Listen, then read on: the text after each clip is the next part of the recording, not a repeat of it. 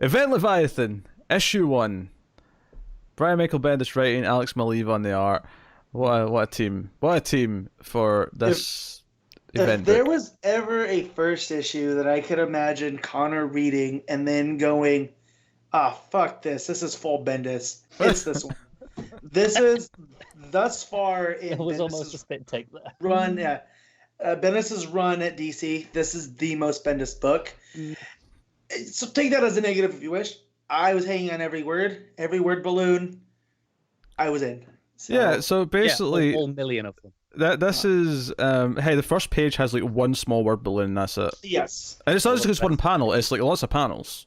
yes. So I'm not having this. The art alone, like you could tell they worked together for a long time. Oh, sure. They both, Maleev they, said, yeah, they both have like Maleev knows that Bendis isn't gonna muck up his, his pretty pictures with all his talking. they've got a So- obviously a great working relationship. I'm Mhm. sure. So Batman is investigating the now empty Odyssey, which was a facility. What city was it in? I forget now. Coast City. We'll see. And he's in there investigating the rubble. Basically, the big dude has eviscerated it like he has other places. Yeah. And yeah. Lois is waiting there. She's also investigating. She's got a Kryptonian gun that she's pointing at Batman. It's like, you want to put that down? Because I know who gave you that would not be too thrilled if you used it on me. Yeah. So that's because Batman and Lois Lane investigating together the Leviathan epidemic. What's going on? What's happening? That's basically the premise is, and obviously by the end we also have Green Arrow who shows up and decides to help him. Steve Trevor's in there as well. I love that Green Arrow. Green Arrow's that character that he thinks he's helping, but he's just making the other two have to work harder. Like, I feel that vibe from them. Like, he might actually be helping, but to Bruce and Lois, he's just there. So, Yeah, I enjoy that dynamic. because they find Steve, and Steve kind of recounts what happened here. He was trying to get the scientist away to safety, because they were suspecting an attack might come because of what's happened at every other place. And she doesn't really believe him, but sure enough, the big dude shows up and for some reason puts Steve in a protective bubble. Although later on, Batman and Lois kind of theorize that they always want a survivor to tell the story. They always want it to spread. Yeah, that said, I also feel like no, they wanted Steve Trevor to be okay because whoever is behind this knows Steve Trevor is a decent person and he's not caught up in all of this, secret shifty stuff that's making the world Maybe. worse. And they also talk about how, like, maybe they want us all to be suspects because we're the survivors. That maybe we are considered as part of Leviathan. But we get that glorious page when the I don't even know what to call him, the big robot-looking alien dude thing. Yeah. When he actually explodes, we get this full-page spread of the explosion from outside the Odyssey, which is this big ring. It's like a big Stargate. If you've ever seen Stargate, it's like a big one of those. Yeah, it's an odd design for a building. Because I was just thinking they talking on architecture that form follows function, right? So you build a square building because that's the most economical. This is not that at all. This is function follows form. And I was thinking, how the hell do you get an elevator into that thing? Funnily enough, Matt, I read an article last year about elevators that also go sideways and they can actually go around the building. Yeah.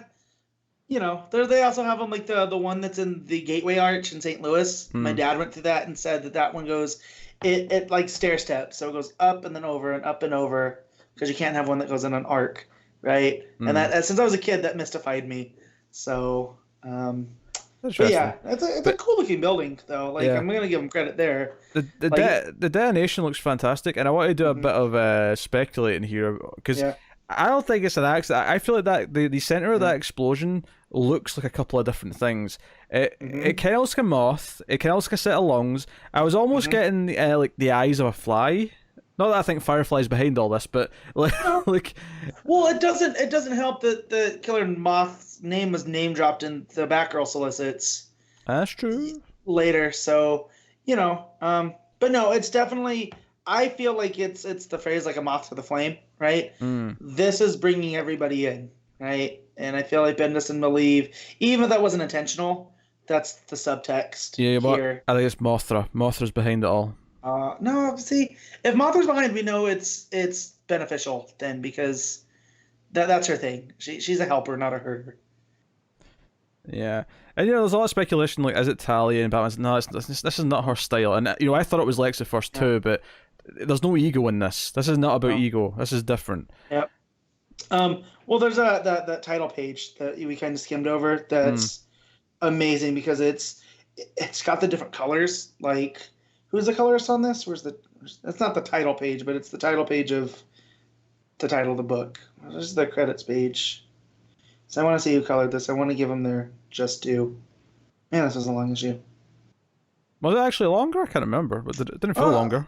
No, but as I'm going through, it's Malieve that colored it too, because he's just listed as art. So yeah, Malieve. The coloring's great. Like everything with Batman, Lois, and the others, and the sort of the debris, got this blue tint to it. It's very moody. Yeah. And then you get to the stuff in the daytime, and it's all these bright oranges. Or the explosion obviously is very bright.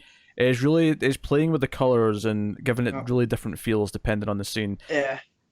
Same with the page where it's like it's kind of recapping everything that's happened in Action Comics. Yeah. Where it's like all these vertical panels across a 2-page layout. That's the one I was talking about. Yeah. That page, because it talks about Cobra and Task Force X and Argus and DEO and Spiral. They've all been taken down.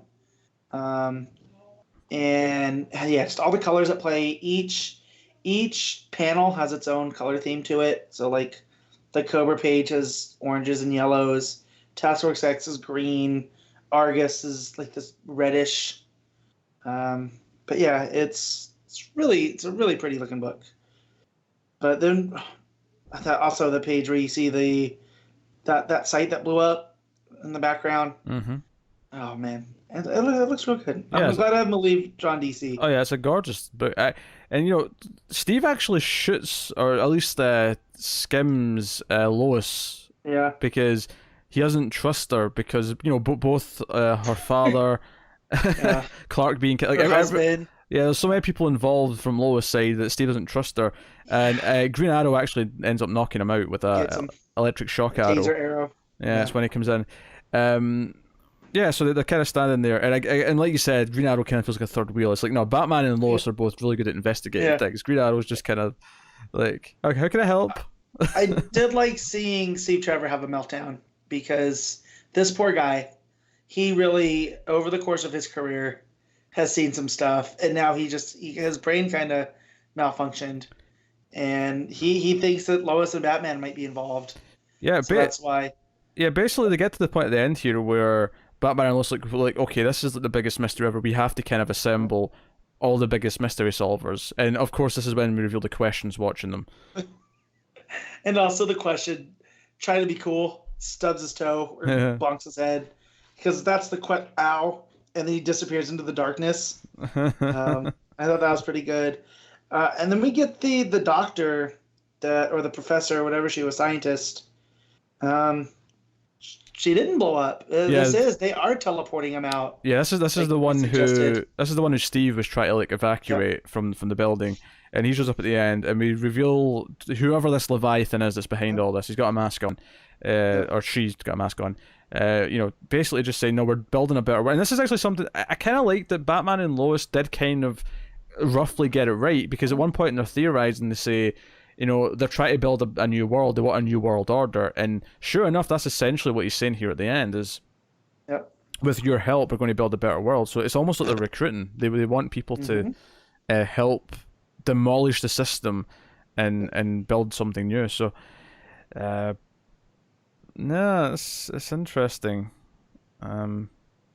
It's a pretty good start so far. Despite it, I said it felt long as I was thumbing through it. It didn't. I got to the end and I turned the page and it was over, and I was like, "Oh man, all right." So that's always a sign for me of a good, event or a good story.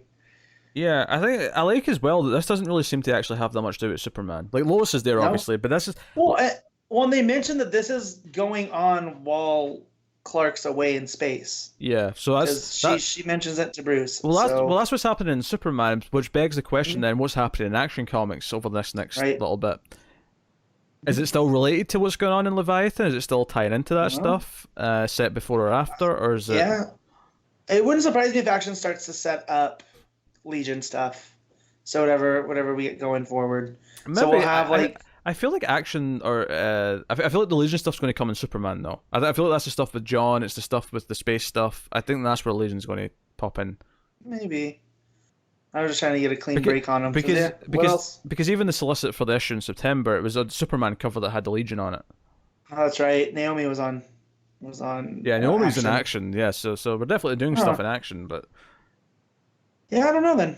Let's we'll see. Because it feels like it's kind of separated from Superman now a little bit. Yeah. To a point. Yeah. So. No, but no, Event Leviathan, I really like the show one. It was the intrigue, the mystery, the idea of getting these solvers together. Like, who knew Batman and Lois as a buddy cop duo would be something we'd want? But yeah, here it is. Right. What you giving it, Matt? I'm gonna give it a 9. It's hard to go for me any lower. Just the art alone.